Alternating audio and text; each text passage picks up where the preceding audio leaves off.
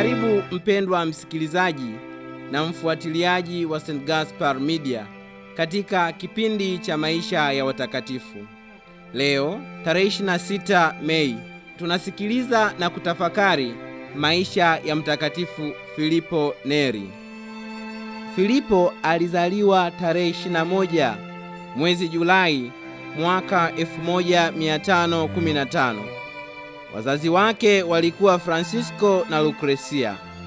Akiwa kijana alifanya biashara kwa muda, na akiwa na umri wa miaka 26 aliacha kazi na kwenda kutafuta utakatifu wake na wenzake. Huko aliishi maisha ya nidhamu kali ya sala na toba na kujifunza falsafa na teolojia.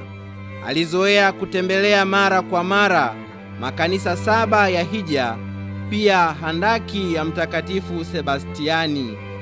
Upendo wake kwa watu ulimsukuma kutembelea wagonjwa hospitalini, na kwa tabia yake ya upole, tabasamu na unyofu aliweza kuwavuta wengi katika imani.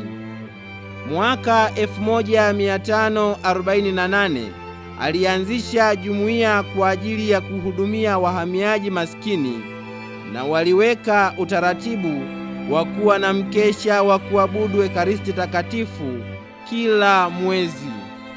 Mshauri wake wa kiroho Padre Feliciano Rosa alimshauri kuwa ili aweze kutoa huduma kwa ufanisi zaidi awe padre.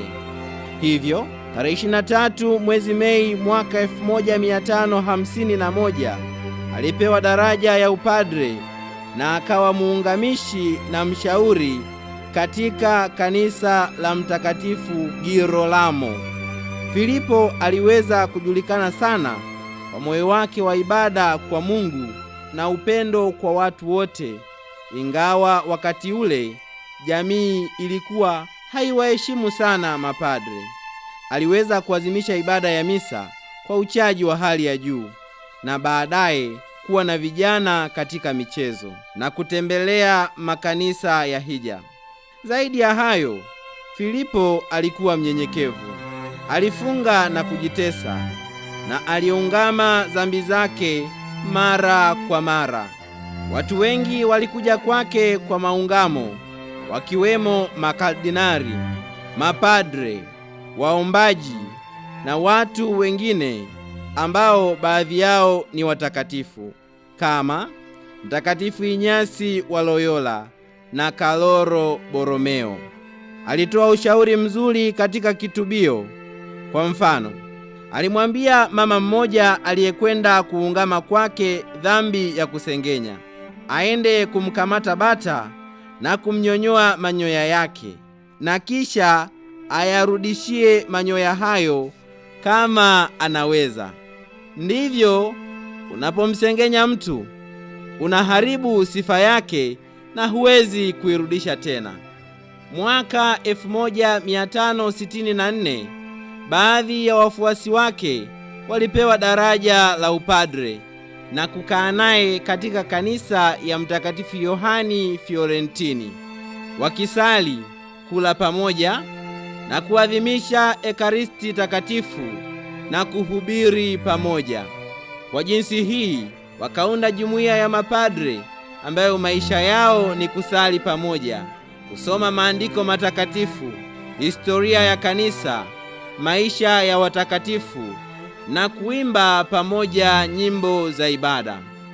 Jumuiya hii ambayo wanajumuiya wake walikuwa hawaweki nadhiri ilikuja kuidhinishwa rasmi na Papa Gregori wa 8 mwaka 1575. Filipo Neri alikuwa mnyenyekevu sana, na fadhila hii ilimsaidia sana kuweza kuvumilia madhulumu mengi aliyokuwa akipata katika utume wake.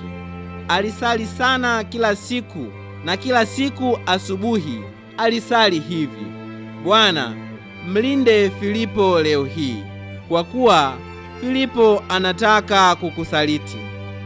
Filipo alifariki dunia siku ya sherehe ya Ekaristi Takatifu tarehe 26 ya mwezi Mei mwaka 1595, na alitajwa mtakatifu na Papa Gregori wa 15 tarehe 12 ya mwezi Mei mwaka 1622.